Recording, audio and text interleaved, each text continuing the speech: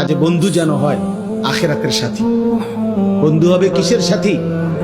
বন্ধু হবে আখিরাতের সাথী, বন্ধু হবে জান্নাতের সাথী, বন্ধু হবে নেক কাজের সাথী। ঠিক আছে ইনশাআল্লাহ? নেক কাজের। আল্লাহ কোরআনে বলছে, ওই যে আয়াত, ওই আয়াতে আল্লাহ বলছে নেক কাজের বন্ধুরা আমি আল্লাহ তাদেরকে ডাক দেব হাসরের ময়দানে, ইয়া ইবাদি, হে আমার বন্ধুগণ, বান্দাগণ, লা খাউফুন আলাইকুমুল ইয়াওমা ওয়ালা আনতুম তাহজানুন, আজকে তোমাদের কোনো ভয়ও নাই, চিন্তাও নাই। এরপরে আল্লাহ বলবে উদখুলুল জান্নাতা আনতুম ওয়া আজওয়াজুকুম তুহবারুন। বাহ!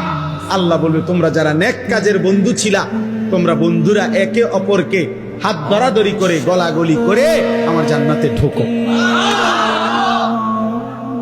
খোদার কসম, এটা কোরআন শরীফ। হ্যাঁ, এমনকি এই আয়াতের তাফসিরে আছে যে স্বামী স্ত্রী তারাও মূলত বন্ধু।